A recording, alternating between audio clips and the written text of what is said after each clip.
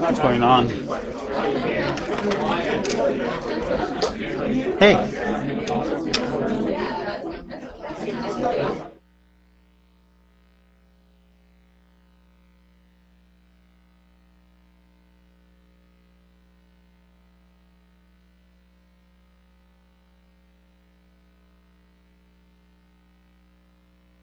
I can start right now?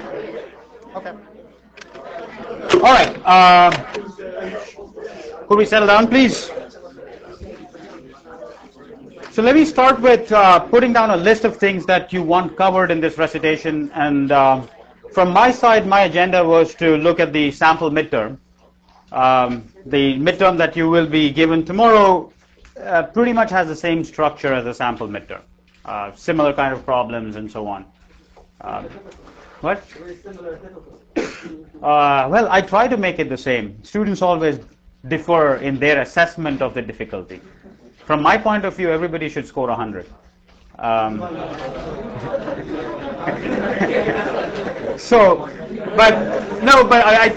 The variation from this problem to the next one is pretty similar. Right? If you're able to do this midterm well, you should expect to get the similar score in the midterm that you'll be given tomorrow. You can bring anything into the exam, anything whatsoever. What? You do not have to know QP. There is a QP problem. Yes, there is a QP problem on this, which you're not responsible for. On the midterm. Just the 3 problems. The other thing is that in the exam, you're not allowed to bring in laptops. No laptops allowed. But your calculators is fine as long as it's not programmable. What? Well, okay, I'll trust you to not use the programmable function. I just want you to use a calculator as a calculator, not have all the things stored in already. Okay? All right. So before I start the midterms, is there any topic that you want especially covered? I got one request for looking at the bounds for the sensitivity analysis outside of range.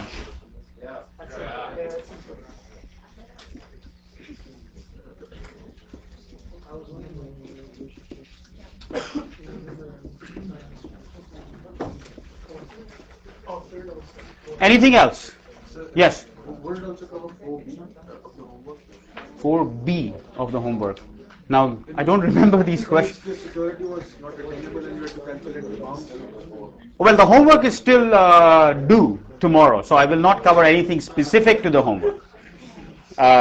Anything? Several range change at the same time and at the right side. Okay, so several components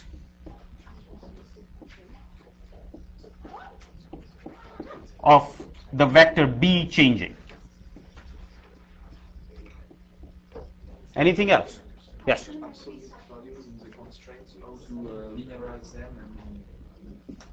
Absolute value in constraints. Let's just say constraints or objective. I'll just cover both of them.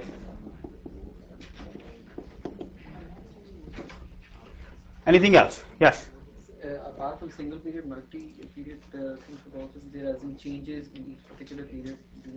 Are we going to look into that as well? So that to me just sounds like this, right?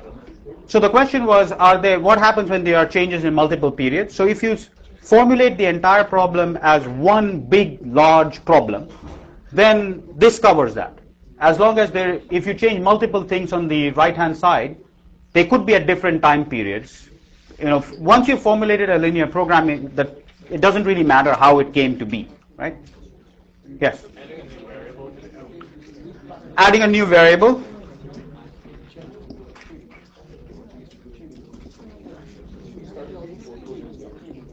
So what I don't want to happen now is to start reviewing the entire course here, which is just not going to be possible. Anything else? Arbitrage condition. Okay. Okay. Well, that will cover under when I look through the solutions for the midterm. You will see our complementary starkness there. Okay. Anything else which is left over? Yeah. Can you just brief us again on reduced cost and shadow price? Okay, so that's sensitivity analysis we'll cover. I'll just cover the entire sensitivity analysis in a moment. Yes? The strong duality, can you just mention what that is exactly, the backwards and forwards? Okay, strong duality. Let's start with that as the zero level problem.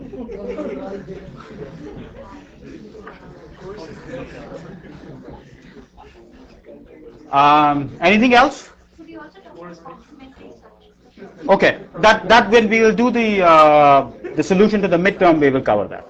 Okay, so let's start with, in that order, that sort of, all of it is, so all of your questions appear to deal with duality. Modeling seems to be something that people seem to be comfortable with, but duality seems to be something that on every aspect of duality, there seems to be a problem, or at least for somebody. So, and Ali also mentioned that you felt that you didn't have a feeling for what the dual was. So, from the point of view of looking at the midterm, let's not worry about the philosophical aspect of what is dual and why should we worry about it. From the point of view of doing well tomorrow, the one thing that you should know is how to construct duals using the rules that we talked about. Ali has gone over that in the recitations. I think I will go through it again in the midterm. So you should have it down. You should be able to write, I give you a primal, you should be able to immediately write what the dual is. Okay? So that's something I'm not going to cover. I'll cover it when we look at the solution for midterms. So now let's start with let's start with duality for standard form.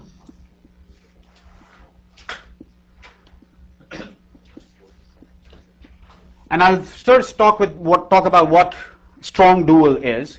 So here's the typical problem that you start with. You minimize some linear function such that in standard form ax is equal to b and x is greater than or equal to 0. if you use the rules to construct the dual for this, so let's call the value of this problem to be P, primal value. If you construct the dual, first thing that you do is take the min into a max. So you have max. The right-hand side vector becomes the objective vector, P transpose U. The objective vector becomes the right-hand side vector, C.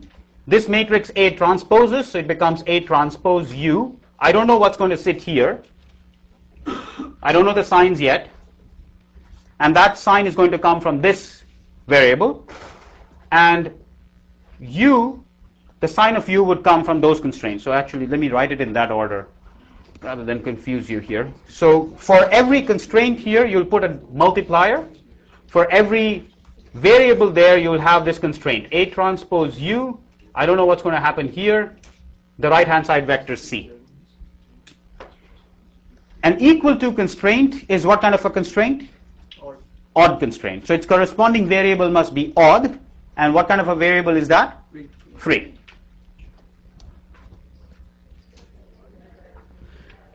This is what kind of a variable? Sensible. So its constraint must be sensible. So what kind of a constraint should this be for a maximization problem? Less than equal to C. So there we have the dual. And let's call it D.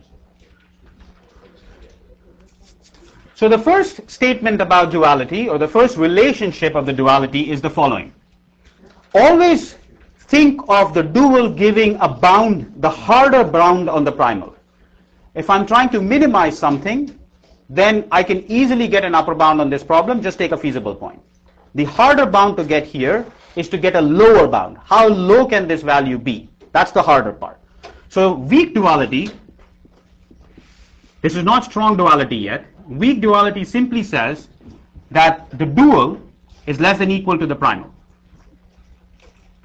The way to remember is that if you're minimizing something, you're trying to get down, reduce the value of that quantity, the dual gives you a stopping criteria. It prevents you from going very much below.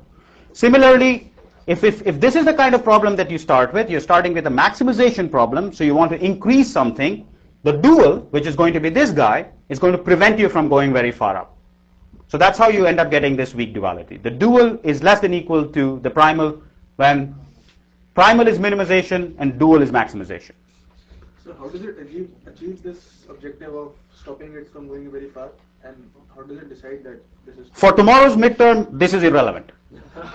So I can tell you the answer to this, but it'll take off very far away, so we won't go through all of this story here.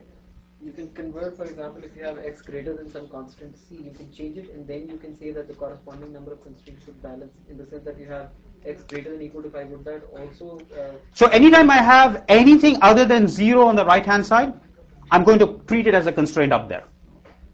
Anytime, so the easiest way to do it is anytime if you have a constraint like this, x is greater than equal to 2, pretend it's a constraint like that. Do not think of it as a variable type constraint. Just pretend x is greater than equal to 2 and x is free. Just put that as a statement. You can do it that way.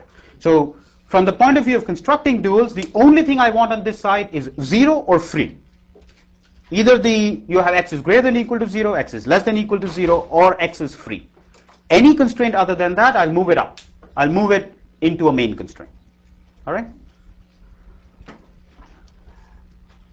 Yes? Just to clarify, if the primal was max and the dual was mid, then it's just primal is less than dual, less than equal to... Yes. That's it. Yes. So if primal is max, the question was if primal was max and the dual become a minimization problem, then this relationship will flip itself. So that's why don't think of primal dual or the weak duality as being this relationship, because it crucially depends on the fact that the primal I started off with was a minimization problem. The thing to keep in mind is that it gives you the bound which is harder. When you're trying to minimize something, it prevents you from going off to minus infinity. If you're trying to maximize something, it prevents you from going off to plus infinity. That's just a mnemonic. It is not a mathematically accurate statement. I'm simply saying this as a way of remembering what the relationship goes. Okay. Now, what about strong duality? Strong duality says the following. if either P or D is less than infinity, I shouldn't say, let's say, put an absolute value here. If either the primal or the dual takes on a finite value, it could be negative, it could be positive, I don't care. If it takes out a finite value, then they are equal. Then P is equal to D. Okay? So this is the statement of strong duality which I will take. Anything else is sort of not quite right. But if P or D are both finite, then you would have P equal to D. This statement is always true. Regardless of whether P takes values plus infinity, minus infinity, whatever value it might take, this statement is always true. This statement is only true if you can show that at least one of them takes a finite value. Yes? That would only be true in optimality, though, right? We have taken the value to be the value of the optimization problem. I never took a feasible point there. P and D are the values of the optimization problem. The values of the optimization problem are at the optimality conditions, nowhere else. Okay? Okay. So this is the typical thing we use when we do sensitivity analysis. When we do the arbitrage type things, then we use weak duality. So let's try the case of weak duality. What did we do? Let's look the arbitrage problem. In the arbitrage problem, the primal problem was this. Minimize 0 transpose theta. A theta is greater than equal to EI and theta free. So if I constructed its dual, it becomes EI transpose U, and such that U is greater than equal to 0. That's coming from this. And A transpose U is equal to the right-hand vector 0. Okay, so I'm just using. So those were the two primal dual problems that we had gotten. I want to minimize 0 transpose theta such that A theta is greater than EI and theta is free. Its dual is this one. Now, what does this statement say?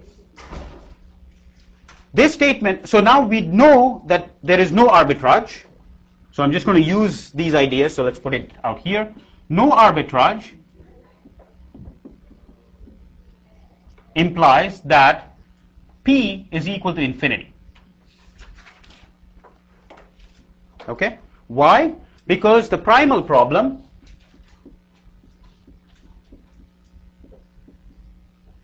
is infeasible. You cannot find a theta such that the primal is feasible. By convention, we assume that P is equal to infinity. You cannot solve it. The only point that you can get is infinity. Now, what does weak duality tell me? Weak duality says D must be less than equal to infinity. And here I'm totally abusing mathematics, as in I'm treating infinity as a number. So I'm going to treat infinity as just as a number, a normal number. So that's what it says. D must be less than equal to plus infinity. That's the only information we get out of this. Now, what we want to argue is that D is in fact equal to plus infinity and not equal to minus infinity. Okay, so this is question. Our objective is 0, so how can we say that that goes to infinity? It doesn't. By convention, if it is infeasible, you cannot find the objective will be attained only if you find a theta which satisfies the constraints. If, at a broader level, what is happening is that you're trying to minimize a function here which takes the value 0 inside the feasible set and infinity outside. Think of trying to solve that problem. You cannot find anything inside, so the best thing you can do is stay outside, which is plus infinity. By convention, the way optimization problems are defined, you assume that if you cannot find a feasible point, then if it's a minimization problem, then you get plus infinity, nothing better. You're trying to minimize something, you start off from plus infinity, and then you try to come down from there. You can't come down from there, stay there. That's the convention that you use here. The same convention, what would be the case here? If this was infeasible, what would be the convention? What would that convention tell me? What its value must be? Minus infinity. You're trying to maximize something, you start off from minus infinity. The moment you get something feasible, you become finite, and then you keep maximizing. So right now, all it says is that D could be infeasible, meaning its value is minus infinity, or it could be unbounded. It cannot be finite, because if it were finite, then strong duality would tell me that P must equal D. Okay? So by weak duality we have this, and we only have to consider these two cases. D is equal to plus infinity, or D is equal to minus infinity. And this happens because D finite, that's absolute value of D being less than infinity, implies that P is equal to D and less than infinity, which is a contradiction. It contradicts the fact that we already know that P is equal to infinity. Is this step clear? No. Okay, let me go over it again. So we have used two things here. We start off starting from this thing, that the primal is infinity. Weak duality tells me that the dual must be less than equal to the primal, meaning that dual can take any value from minus infinity to plus infinity. The entire real axis is valid for it. The next step that I'm saying is that of that entire real axis that is valid for this particular problem, it can only take either the minus infinity value or the plus infinity value. Anything in the middle is not allowed. And the reason it's not allowed is because of strong duality. If you take a point somewhere in the middle, then strong duality tells me that the primal must also equal to that middle value, in which case primal cannot be plus infinity. And therefore there is a contradiction. So this last statement is coming from strong duality.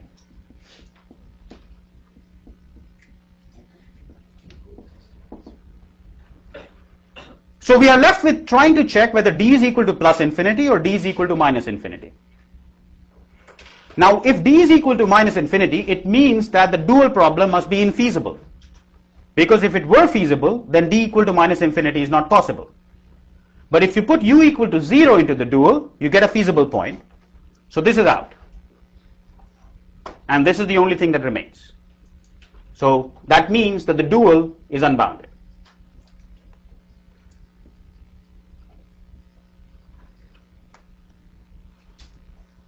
Okay.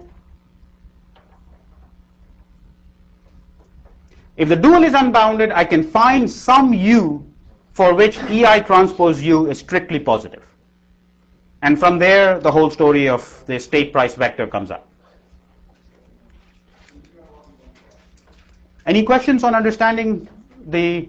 So from our point of view, from the point of view of the midterm tomorrow, you need to know this fact that P is equal to D, and you also need to know the fact that if somehow you created the primal to be plus infinity or minus infinity, then the dual can only take values plus infinity or minus infinity. If the primal is plus infinity, then the dual can only take values plus infinity or minus infinity. It cannot be finite. You don't have to worry about the fact that the D could be finite. And that is ruled out by strong duality, but from the perspective of the exam, just don't even worry about the explanation. Just consider this case, that if one of them becomes infinity, then you only have to consider the case plus infinity or minus infinity. And there is a justification for that. But don't worry about the justification.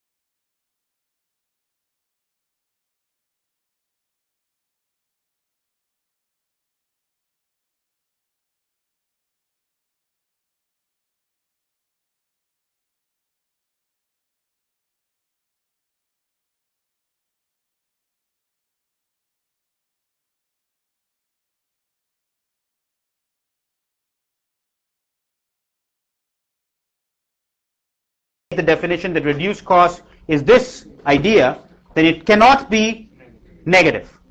Because if it was negative, what it means is that a variable which is sitting at 0, if I increase it somewhat, I reduce my objective. Then that point cannot be optimum. So if I'm sitting at a current optimum point and I'm claiming that by increasing some other variable which is currently at 0, I can reduce my value, that cannot be optimum. Therefore, for this particular problem, I know that this quantity, which is C bar I, which has this interpretation, C bar I is also greater than 0. Again, with a caveat. Let's just say LPs are nice. So C bar I is greater than 0 for all X star I equal to 0. Yes? So then, isn't it just saying that reduced cost is like a shadow price for the non-basic variable? Not. Yeah, non-basic variable. Well, the thing is that it depends on how do you define shadow prices. Shadow prices typically are prices for resources. But it's just a change in the objective function over the change in Yes, the if you take that to be the definition of shadow price, then I'll agree with you.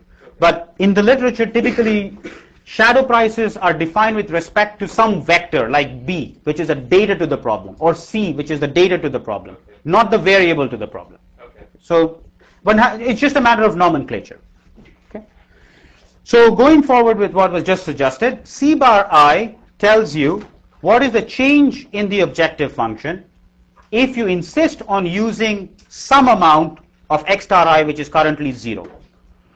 The typical way that this question comes into the picture is in the reverse manner. You typically, when you talk about reduced prices, reduced cost, typically what you say is by how much should I have to change the objective vector in order to make X star I active. So typically the question is this: how much should I change CI, the original cost, not the reduced cost, but the original cost, to make sure that the optimum solution for the new problem, X star I, is positive in the new problem. The change means increase, right? Don't know. In this problem. What? In this problem. In this problem it means decrease. Yes. It's too much. You're minimizing cost. It's too much, you've got to bring it down. Otherwise I won't be interested in it. Okay? Alright, so the question that I'm asking is the following. I'm currently given a linear program, minimize C transpose X. I computed its reduced cost over there. The question that typically the way one uses reduced cost is to answer this question. I want to change my objective vector in order to make sure that this current activity, X star I, which is currently at 0, I'm not using that activity, that becomes active, meaning that I use that activity. By how much should I change it?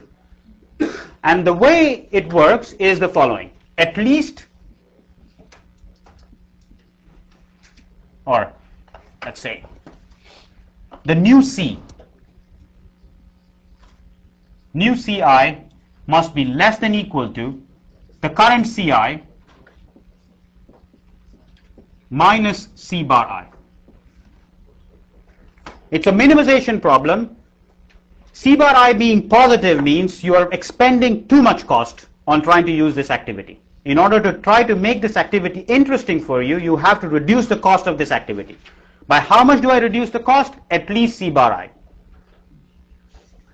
And if it's strictly less than 0, then I know that I'm guaranteed to use this new activity. If new CI is strictly less than this, then I know that the current point cannot be optimum. I'm going to move from there. Okay? That's for a minimization problem. For a maximization problem, it's completely the reverse. Everything becomes... So the way to think about it is a maximization problem has minus C sitting here. So hit a minus on both sides. So minus C, new CI must be greater than current CI plus reduced cost. Okay? Any other questions about reduced cost? this is the only way reduced cost shows up. The other thing that I want to tell you is that, and this will come back to this issue of adding a new variable. Reduced cost actually is just another convoluted way of looking at duality. It's nothing, it doesn't give you new information. It just tells you another way, without directly computing things, of getting what the value of using a particular activity is. And you can get that out of duality too. But Yeah. you have already solved the minimization problem. Yes. So if you change 0 of the xi Yeah. to a non-zero, the minimization is broken, and the value must increase. How come it decrease? Why does, no. The objective vector has changed. Yeah, that's why I'm asking why the objective function is not to increase instead. Why should it increase? Because it's not optimal solution. No, the current point is not optimum. You will move to a new point which is better. We are not saying that we are going to stay at the same point xi. We are definitely going to move from the point xi. All I'm saying is, by how much should I change this vector such that this current point is no longer optimum? I'm going to a new point. Can you explain this product again? So the current point, if I change my objective vector, and at the current point my x star I is equal to 0. And now I'm saying is that if I want that x star I to be positive, clearly the point that was earlier optimum can no longer be optimum. But there is no inconsistency because I'm changing the c vector. I changed it to a different c vector. I moved away from that corner to a different corner where x star I is positive. And the way I do it is by changing the objective vector by at least this much. Why is it a decrease again? Because it's a minimization problem. What do you mean by why is it a decrease? I don't understand your question. The current CI is minus something. Yeah, if you increase that, you're going to get a value which is worse than here. So why would you increase x star I in that case? So, Yes. for excess variables, Yes. how does one interpret the reduced cost, because one doesn't know what's the cost associated with them in the first place. Just the same thing. Current CI is 0.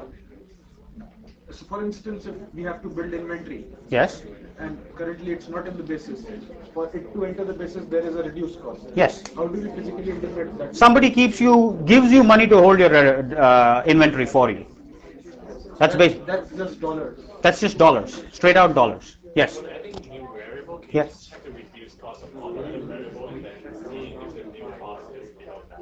Is that okay? No, that's not okay. So but something very similar to that is okay. And I'll tell you what it is in a moment. Okay. But what you really have to do, what you really want to do is when you're putting in the new variable, you want to find out if its reduced cost is negative. So if its reduced cost is positive, then nothing will happen.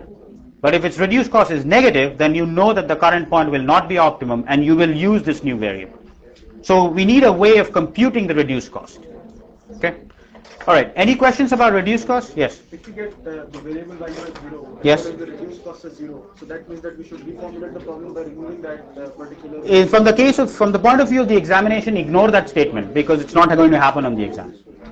We can talk about it later about what happens then. Questions? Yes. We increase C. Yes. The only thing that changes is this sign flips over. That's all. You still subtract the reduced cost. You do not add the reduced cost. Becomes negative. Okay, the relationship here just flips over, but this remains the same. Question. Sorry, why do we restrict it to the case xi star is equal to 0? Why can't we use this interpretation for xi star regardless of whether it's 0? Okay, so the question is that why did I restrict this to x star I equal to 0? So here's the story. When you're trying to solve something in standard form, x star I positive means that it is a unique solution of all the tight constraints, right? If you force the x star I to be greater than 0, larger than what it is, it means that the current set of constraints that were active, or the current set of things for which it's an exact solution, is not true anymore. Because the other variables are not changing. This guy has moved, so that set of equations can no longer be valid, right? So the optimum solution has shifted. which means that anything I say about that LP is no longer valid. All these statements that I'm doing, whether it be shadow prices, whether it be reduced costs, I'm not resolving an LP. I'm looking at a point which is currently optimum and I'm just massaging that solution a little bit. If you force the current point to be not optimum anymore, then I can't do anything about it. So on the other hand, if those that are 0, if I increase those, could we calm down please? For those of you who want to have a discussion, there is ample space outside. Or let's all share the discussion. It just makes communicating a little harder. Thank you. So what happens is that if you move a x star I which is not in the basis and shift it slightly, the slack of that can be taken over by the variables that are in the basis. So the optimum solution still remains at those intersection points, and I can make some statements about it. But if I allow the other guys to move, then that corner immediately shifts from being optimum. It goes off somewhere else, and I can't make any statement. If that doesn't explain we can have it offline, and I'll tell you exactly what is happening.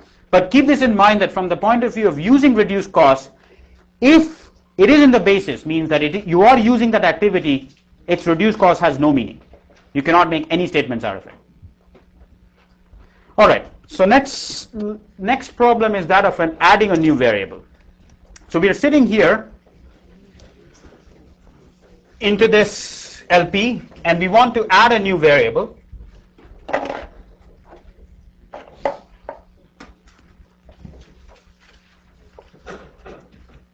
So C transpose X, and let's call it Cn plus 1 Xn plus 1.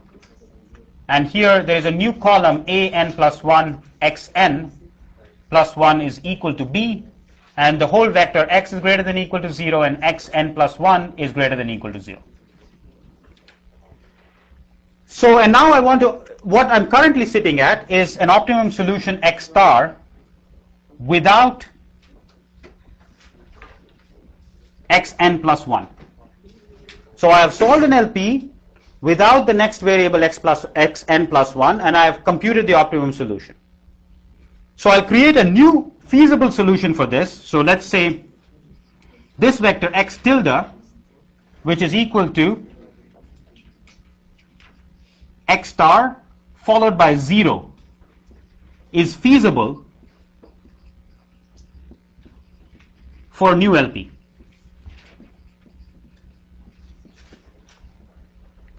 All I'm doing is I'm taking the old optimum solution and adding a 0 in front of it. That's certainly feasible because I knew that ax star was equal to b when this wasn't present. X star is greater than or equal to 0. So if I take xn plus 1 equal to 0, I get a feasible point. The question is this optimum? This is the question that you're asking when you're introducing a new variable. Would I use this new variable? I have a new product, a new bond, a new something else, which is xn plus 1, the new quantity that's coming in. And we want to ask ourselves, by adding this to my LP, am I reducing my cost? Which is the same thing as saying, this point, which was only feasible, is not optimum. You can do better than that point. So how do we check that?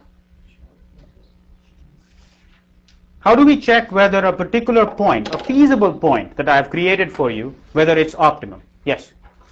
Well, you can see if it's on the boundaries. Too complicated.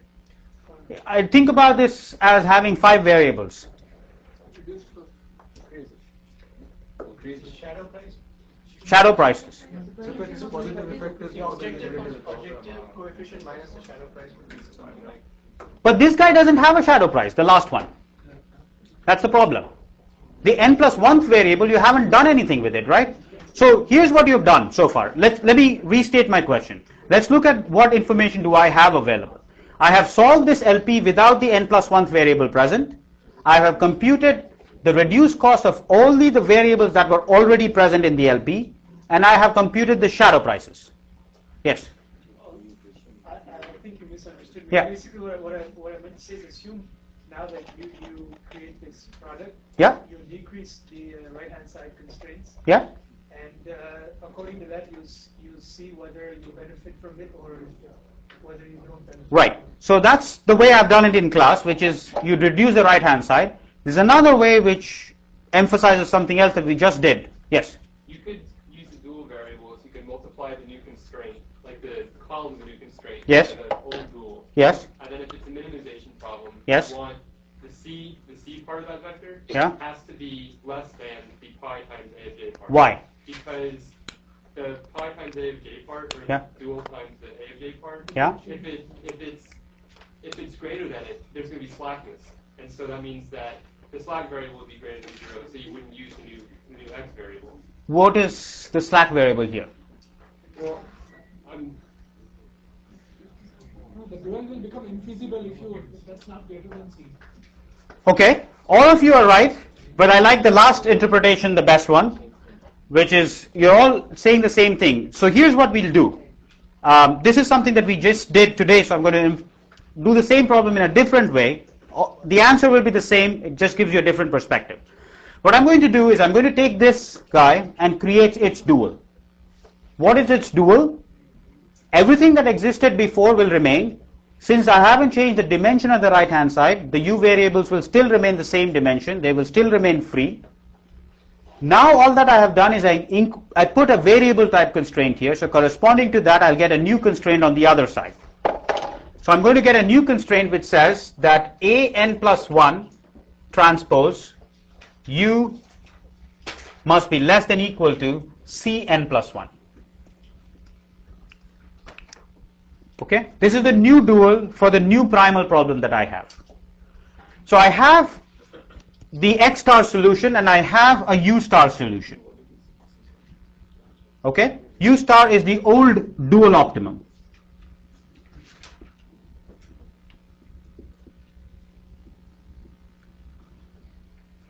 Now suppose the following thing happens.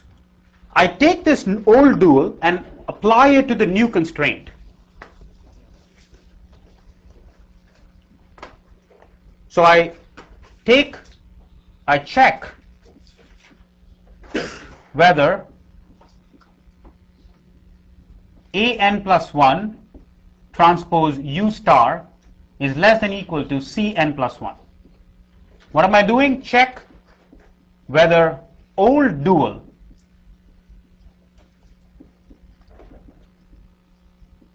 satisfies new constraint.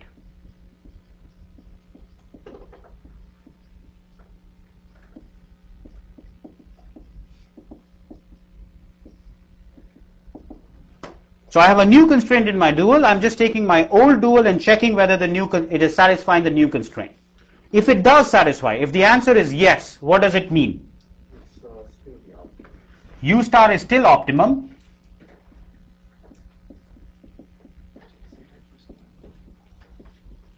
What happens next? What? Why? Because the dual constraint is slack, its corresponding variable must be So I don't want to use complementary slackness just yet. But suppose you didn't know complementary slackness. Could you still argue this? So complementary slackness is some more advanced information. Without using complementary slackness, could you still say this is optimum? Yes, then we have the same optimum. because the value of the dual and the primal are equal. Yes. So both of you are saying the same thing at the same time. The value of the primal and the dual are equal, strong duality. So U star is still optimum, which means that the optimum value of the dual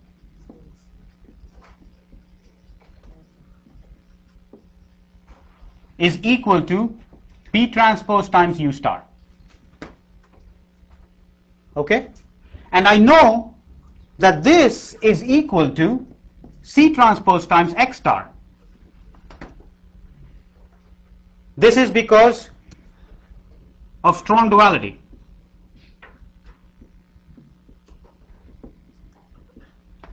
Which implies that X star and 0 is optimum.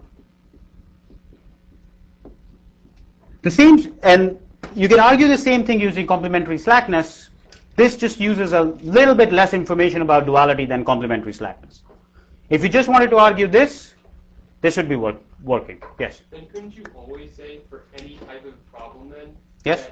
That if you're in a minimization problem, Yes? AU star has to be greater than or equal to C, the C value, in order for it to be included? No.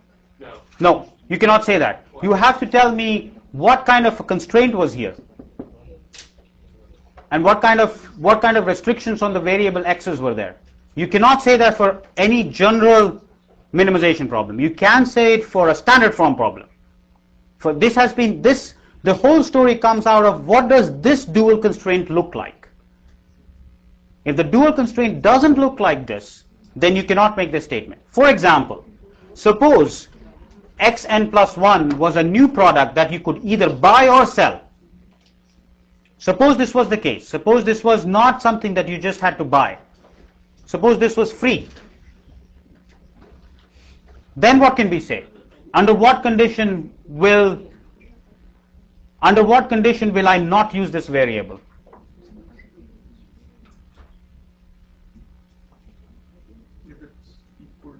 If it's equal. Because its corresponding dual constraint is that. So all depends on what the dual constraint looks like. The sign of which way things go will depend on what the dual constraint looks like. Okay? Again, by the way, if for those of you who wanted to think about it as buying some amount of xi and moving it onto the right hand side and then computing what its cost is, whether x is free or not free and greater than or equal to 0, all the same answers can be derived by that technique. This is just a different way of looking at it. Whichever you're comfortable with, do it. It'll give you the same answer. Sir, in this case, if there's an equality, Yes. if it comes greater, then Yes. we will buy, and if it comes lower, then it means that we sell. Depends on which way you want the So, I mean, greater. Yeah. Okay. That will be the. Yes, yes. So if this is not equal to Cn plus 1, then the sign tells you whether you're going to buy the product or sell the product. Okay? All right. What do I have left now? Any other questions so far about what we have covered? Yes. Could you do 2C on the practice exam for this then, please? Like, as an example of this? Okay. I'll do it. I don't know what the practice exam looks like, but I'm game. Anything else about this? Okay. So now let's go to the absolute value constraints, and then we'll go on to the practice exam.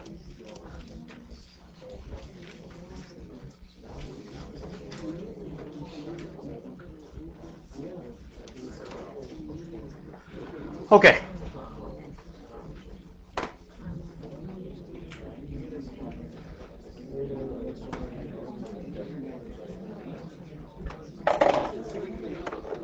So here's what is this is the problem that happens for this tiny co-problem, and you have something of this sort.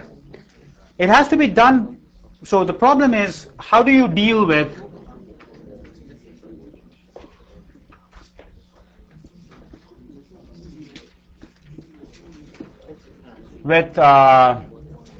absolute value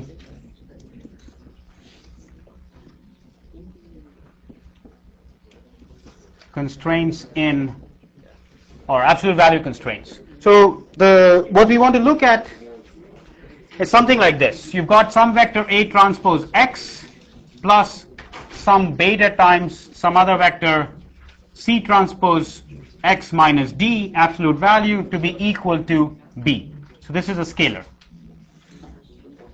Suppose you're given a single constraint which looks like this. The question is, what do you do with this thing? So the temptation would be to just replace this guy. I mean, mechanically what you have to do, one idea, so let's say idea number 1, is to do what we have been doing. Introduce two new variables called C transpose X minus D to be equal to U plus V, absolute value of that, and C transpose X minus D to be equal to U minus V. Okay? Wherever you get the absolute value of C transpose X, replace it by U plus V, and then you add this extra constraint. So what you do in this idea, you have this, A transpose X plus B beta times U plus V is equal to B, and C transpose X minus D minus u plus v is equal to 0. So instead of having that one constraint in your problem, put these two constraints in the problem. So mechanically it seems everything worked out, but it may not always work. If you insist that your constraint must look like this, then this linearization trick may not always work. And the reason for that is that for a linearization trick to work, you need to have the feasible set to be convex. The feasible set of this particular constraint is not convex. It is a union of two different convex sets. So either it lies in A transpose X plus beta times C transpose X minus D equal to B, and the additional constraint C transpose X is less than equal to D, or it lies in the other side. Right? So this trick may not always work. So in order for this trick to work, you have to make sure that this particular constraint that there is can be replaced by something which looks convex. Once you can assure yourself that it can be replaced by something that looks convex, then this trick will go through and it will give you the right answer. So now the story is, so how do we make sure of that? How can we make sure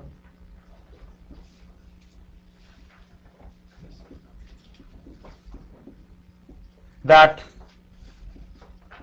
let's call it star here,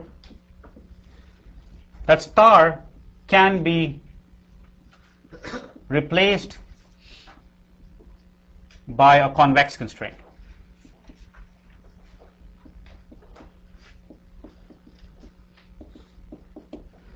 Typically, this depends on the application. There isn't a general rule that I can give you an answer to this question. Depending upon the context, we can find some way of convexifying it, maybe. It may not always work, but sometimes it can be made to work.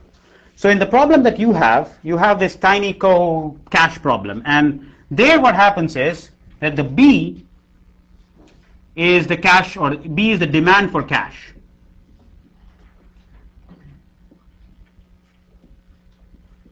And the beta over there is less than 0. So all the constraints that you will get for this particular cache flow problem, you will get that the B, the right hand side, is the demand for cache in that particular month, and the beta that's multiplying that objective is less than 0. So now what I claim is that instead of putting that constraint, I can put this constraint plus beta, but remember beta is negative,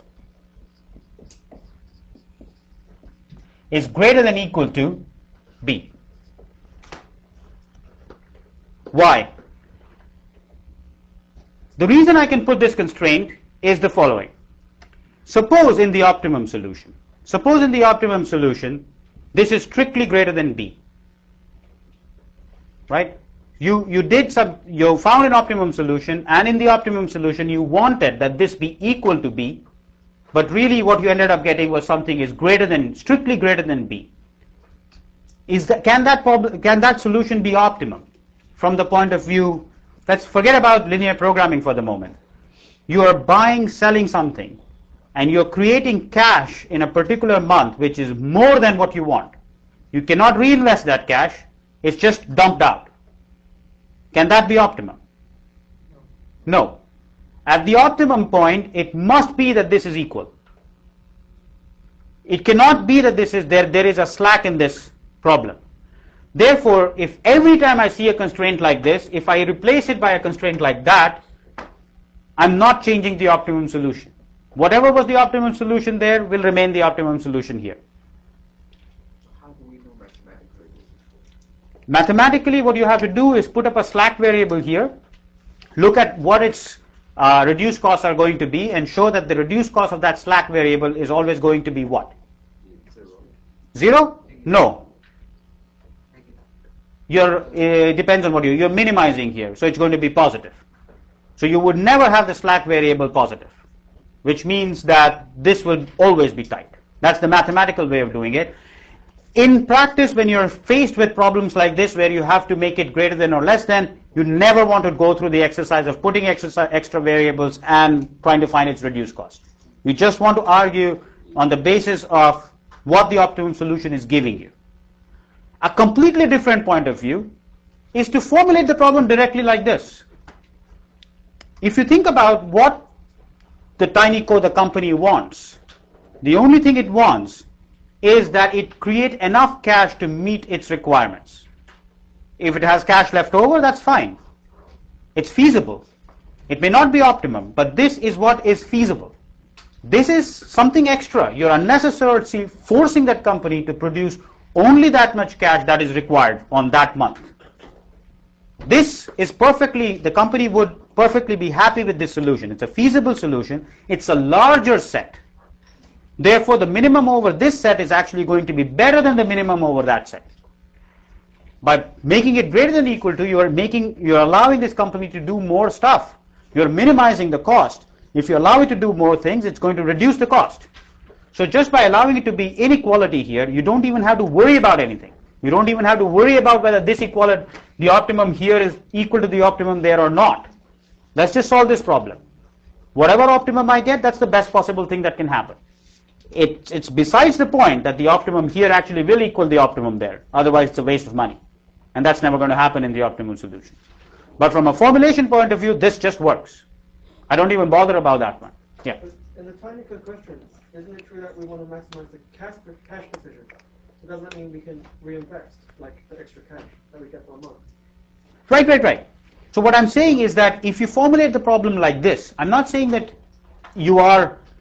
what I'm saying is that if you formulate the problem like this, whatever slack comes over here, that slack is not reinvested.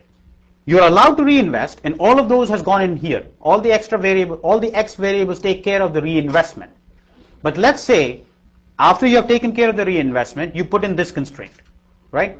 You can pretend as if this constraint, what it basically means is that this plus or a minus a slack variable is equal to b, right? That slack variable, there is no right for you to reinvest it.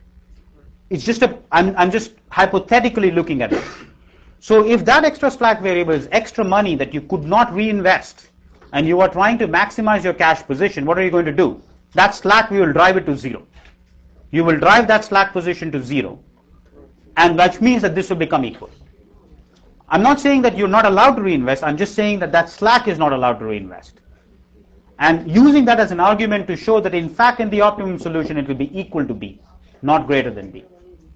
Okay? So I'm not able to understand how does this yield a convex set? That's the next question.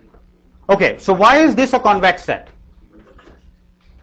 Under these conditions, A transpose x, this is a linear function, that's a convex function.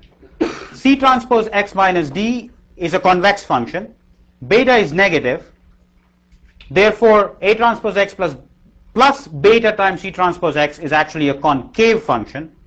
That being greater than or equal to some scalar is a convex set. A concave function larger than a scalar value is a convex set. So this is a convex set. Once you do it this way, then all you do is put these two constraints. A transpose x plus beta times C transpose x minus d is greater than or equal to b, and A transpose x plus beta minus C transpose x plus d is greater than or equal to b. So that's what this reduces to. Two different ways of doing things. This one, both of these are going to work only if the feasible set can be relaxed to be convex. Once you've ascertained for yourself that the relaxed set is in fact convex, you use this method or that method, both of them will give you the same answer. There you put in two variables and two constraints. Here you don't introduce any variables, just put two constraints. So this problem will come up even if you use the positive instead of the mod. Yes, same thing. Whether you take absolute value, when you take the positive part, negative part, all of those statements, it's the same thing is valid. You have to somehow make sure that the set is convex. Otherwise, linear programming cannot do it for you. Okay. Arbitrage conditions. We've gone through that over and over again. So let me go over to the practice exam and then I'll come back to the arbitrage condition. Okay. Now, my poor battery.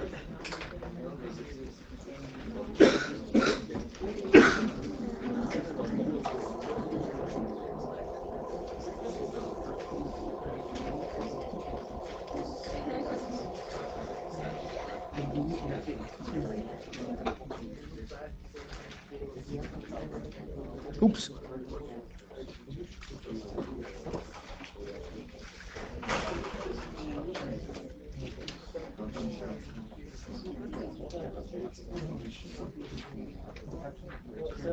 Sir, Yes. on the exam, do we have to prove that these functions are convex before we use these rules, or can we just use this? No, you don't have to prove to me that the absolute value is a convex set, but you have to prove to me that why you went from equality to inequality. Why are you allowed to do that? That's the part that you have to tell me. Or even if we, let's say for example, we just add extra variables, the solution is still correct, It's correct only if things are convex. but the same thing applies here, no? So I mean, in either case, if we don't show it's convex, they're still. No, then you're not allowed to use linear programming for that. So you have to convince me that indeed that you can relax things and make it into a linear program. After that, you do whatever you want, whichever way you want to go. Okay.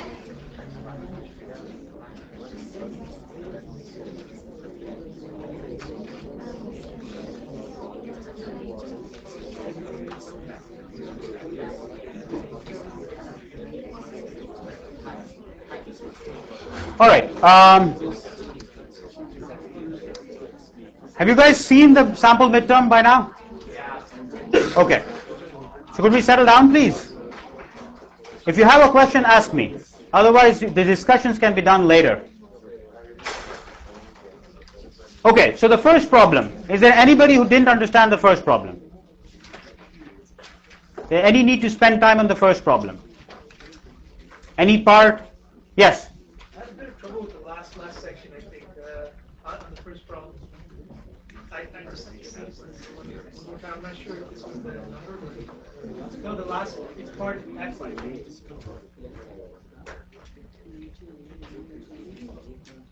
I think it's F. Yeah, this, All right. So what have I done here? So this is the problem where you're talking. I think I'm looking at the solutions. That's good. yeah, no, but the thing is, what my problem was in this question, you don't actually explicitly ask us to compute the solution. Yes. So basically, can we just say that because the actual problem is nonlinear, it doesn't appear to be a corner? That's why. Well, that's not true because the problem can be linearized. Yeah, but in this situation, that's why it looks like it's not a corner, because it's nonlinear in this context, in this dimension. That's what I solved at first. If you had actually said to me the word dimension, I would have given you points. If you had simply said it's nonlinear, therefore it's not a corner, no. If you had gone the extra step and said that in this particular dimension using just these set of variables, it is not a corner, I'll buy that statement. But you have to throw in that word saying that you have to define an extra variable before you can call it to be a corner. Otherwise, I won't accept that solution. But here you don't explicitly ask us to compute the solution, right? No, you don't have to. You don't have to compute the solution. If you had given me that answer, I would have given you complete credit. But make sure that you leave that word dimension in there. What? Okay, the way I did the answer was, can you compute the optimum solution of the linearized version of 3? I basically said that, okay, you're trying to maximize the minimum of x1 and x2. The feasible region is symmetric. If I swap x1 and x2, I get back the same point. Right? If I take the mirror image of x1 and x2. So this is another thing that, from the point of view of exams, try to make use of any information that is available in the exam. There was a reason why the region was given to be symmetric, so that your life in computing things becomes simpler. If you if you ignore it, you are losing time. So here things were symmetric. You're looking at the point minimum of x1, x2. If I'm trying to maximize the minimum of those two numbers, they better be equal. Otherwise, one of them is going to be smaller than the other, and that's the one that's going to dominate the minimum. So in order for us to maximize the minimum, they have both to be equal. And then if they are both equal, that means they lie on the 45-degree angle. If they lie on the 45-degree line, I know where that optimum lies. It's right in the middle of that face. Okay, that's what the first part says. The second part says that it's not a corner, because I've been drilling into you that every time you solve a linear program, the optimum solution is at the corner. Now I've created for you an optimum solution which is right in the middle of the face. That's certainly not a corner. And the question is, why is it not a corner? And to that, the problem is that it's a corner of its own feasible set, and in order to define its feasible set, you have to throw in an extra variable. And it becomes a three-dimensional problem, and its fat is a corner in the three-dimensional space. Okay? All right, what was problem 2?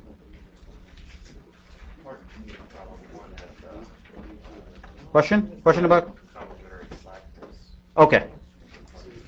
All right, so part D of problem 2. Formulate the dual of the LP and compute its optimum solution. This is what it is. Sorry, problem 1. Yeah. So there was a question about complementary slackness. So first of all, by observing the feasible region, it's clear that the optimum is at the intersection of two constraints. There are I think 3 constraints in that problem. So you have 2 constraints which are tight, and you can find from there what is the optimum solution. So your x star 1 is equal to 7 over 4, and x star 2 is equal to 5 over 4, and you know which are the constraints that are tight. If you formulate the dual, this is what you're going to get. And this just comes from simple rules of constructing the dual. Now I want to compute what the optimum solution of this dual is. I could try to solve this linear program by looking at the corners, but it's a 3-dimensional problem. It's a lot harder to find the corner in 3 dimensions. So I want to use the information in the primal to tell me what the optimum in the dual is. So the first thing it tells me is that the third constraint, whatever it was, what was the third constraint? So the third constraint was x1 plus 5x2 is less than or equal to 10. So you have a third constraint which is x1 plus 5x2 is less than or equal to 10. By the solution that has been constructed, we know that x1 star plus 5x2 star is actually strictly less than 10. So this constraint is slack. Therefore, this implies that its dual variable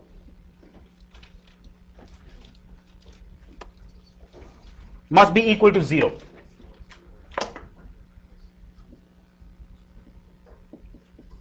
The fact that the primal constraint is slack means that its dual variable is equal to 0. Now it's a good exercise for you to figure out from that screen. Well, actually it's written down there, so you might as well not even try. Just by staring at this matrix, just don't look at the paragraph below. Can you tell me which that variable would be? How would you know that? U2. Why is it U2? The coefficients tell you that. The coefficients of U2 tell you how this variable is going to be. The corresponding variable is the dual variable. So this implies that U2 star is equal to 0. And now you have 2 equations in 2 inequalities in 2 unknowns. So you have this statement, 5u1 plus u3 is greater than or equal to 2, and u1 plus u3 is greater than or equal to 1, u1 and u3 is greater than or equal to 0. This is what you're left with. The first step of the complementary slackness tells you that u star 2 is equal to 0. So that goes out of the picture, but you still have these as inequalities. So how do I make sure that these are actually equalities?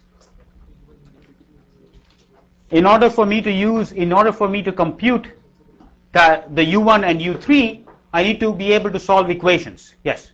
Well, you can just say, x1 and x2 are positive, and so that have to be equality.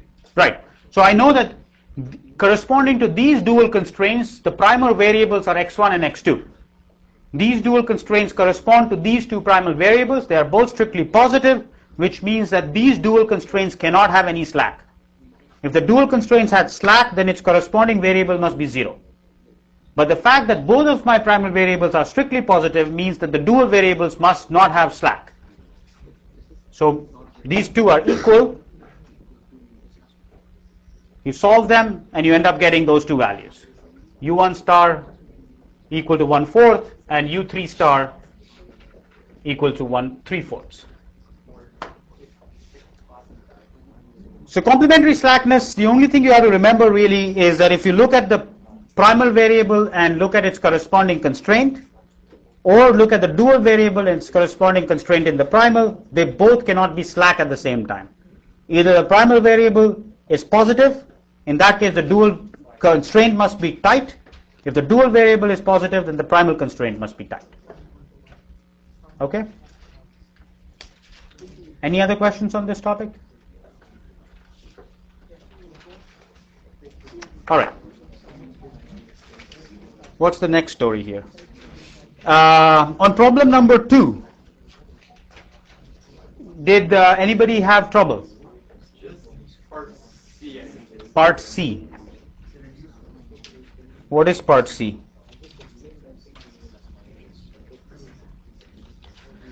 So in part C, what is happening is, it's actually a question that doesn't, I mean, it's sort of a pretty trivial question. What happened was, in part C of this problem, what's happening is that this particular constraint, instead of having 4 here, it becomes 5. That value becomes 5. That's something that we have not covered in class at all. We have talked about changing the objective vector. We have talked about changing the right-hand side vector. We have not really talked about what happens if you change the coefficient. That coefficient, changing that coefficient is not the same thing as adding a new product, because you're insisting that the new product must take the same value as x3. So you cannot pretend that it's a new product. That's not something that we have done in class, but something like this is certainly game for your exam. It's not. It doesn't mean that this was not covered in class when these folks took their exam. But the question now that when you're faced with this problem, let's try to see what information can I do with it. So I currently have an optimum solution. Here's my optimum solution. And suddenly the time for x3 becomes 5 instead of 4. What does it do to the left-hand side constraint?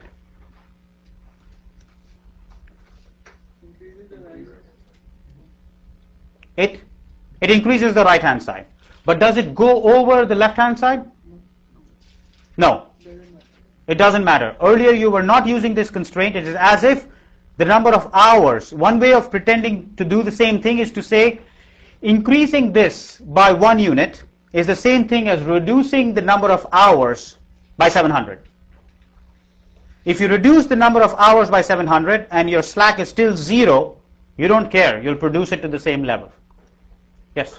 My question, I guess, is let's say that you were to introduce a new variable with Yeah. the same parameters as x3, except that you had, 155 as opposed to 145. Yeah? Or even like instead of 155, let's make it more dramatic, like 105. Yeah? When you do the pi a thing, it's gonna end up, and like let's say the C was 140, just like it is. Yeah? Because the shadow price of B2 is equal to 0, Yeah? the hour thing doesn't matter. It's going to say that you should produce x5. Let's say x5 is the 105 thing. Right. It's going to say you should produce x5, even though like it clearly takes up a lot more hours in x3 and has the same. What it basically means is that at this point, if x3 is positive, its dual variable actually will be 0. Right? So dual constraint will be actually tight. So what your statement is actually not completely correct. What you're saying is it's indifferent at that point. It's not saying that you must definitely produce this product. All it's saying is that if you produce it, you're not going to hurt anything. Okay, well what happens if it was like, instead of 140, you said like x5 had this 150 coefficient, and then you had 100. Then you've got a more profitable product. You make it. But that seems so... Why? Because it's taking up so many So what? It doesn't matter. It's more expensive to sell. You get more profit out of it. I mean, once it takes more hours, but if it makes more profit, buy it right now. But you're pretty much saying that you can let that coefficient for the variable go to infinity. Like you can go to like 9 billion and still. No, no, no. What that will tell you is that how much can you produce? At this present moment, all we are saying is should we produce it or not? So the question is that if this variable had been really large, all that will tell you is yes, produce it, but produce it a tiny amount. So when you're looking at dual variables, it doesn't tell you by how much you can produce. All it tells you is will you produce positive amount or not. The variables are just limited to be tiny amount. If it's a 1 billion, then 1 billionth will be produced. Okay. All right. What was the next problem? Oh, that's it. Very good. There's a problem 4. What was the problem 4? Oh, this one. This is actually a pretty simple problem. Okay. So here was just a question of this absolute value thing. It's the same trick that we played today. We're just saying if you throw away money, it's okay. So suppose the current holding of the investor in 4 sectors of the market were X1, X2, X3, and X4, and there was proportional transaction cost in the market. Suppose the investor wants to rebalance to a target portfolio B, where B is greater than or equal to 0, sum to 1. That is to a new holdings, which is this. In this problem, you will formulate the optimization problem that computes the minimum cost rebalancing strategy. Okay, so what I'm saying here is that you want to go to a new portfolio.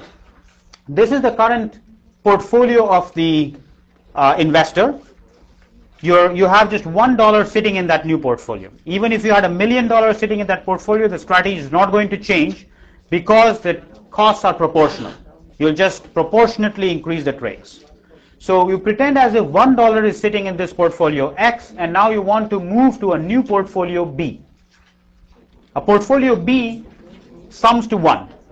But along the way, you'll lose wealth. Your $1 will become less than $1. And what you want to do is minimize that loss. So intermediate, what you can do is, suppose you go to a holdings Y1, Y2, Y3, Y4, which are non-negative, but they do not add to 1. You just move from $1, so X1 plus X2 plus X3 plus X4 is equal to 1, they are non-negative. Now you move to a position Y, which is not a portfolio because I'm saying that they don't sum to 1. So here's X, which is X1, X2, X3, and X4. And I go to a new position Y, which is Y1, Y2, Y3, and Y4.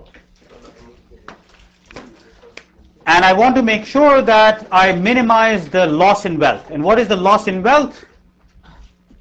Delta W is simply lambda times the summation of the absolute value differences, xi minus yi. I going from 1 to 4. This is the money that I lose along the way. All right? So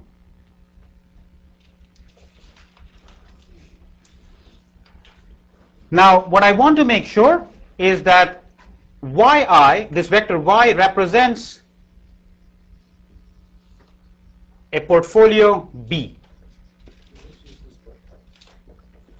which means that yi divided by the sum of yk, k going from 1 through 4, is equal to bi.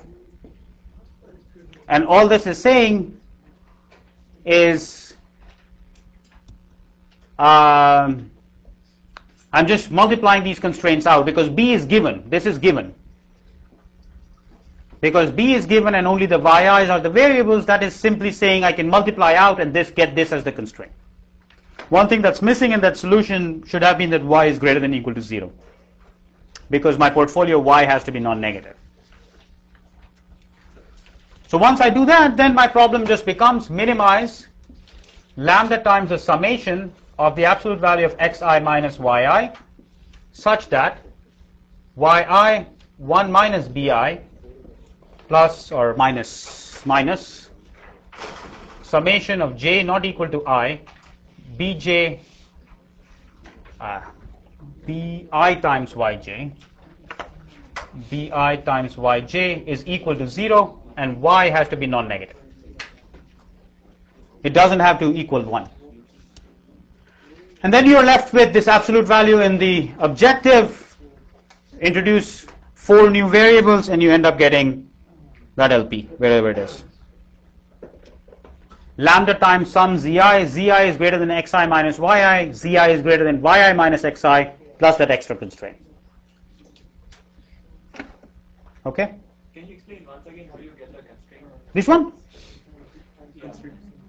Oh, this is coming from the fact that if I have non-negative values, so I've been told that this is the amount of money that I have in the 4 assets, and so what portfolio does that represent? It simply take the amount of money I have on the ith asset and divide it by the total money I have. Right, so that becomes yi over sum yk, k going from 1 through 4.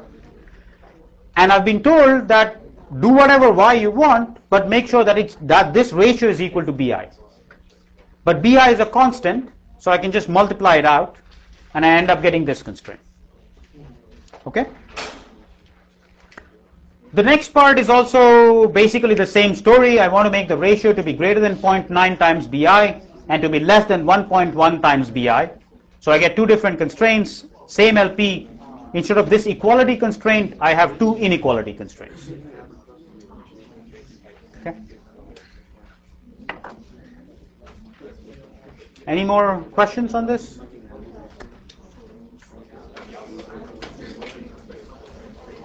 All right. Okay. So I'll see you tomorrow.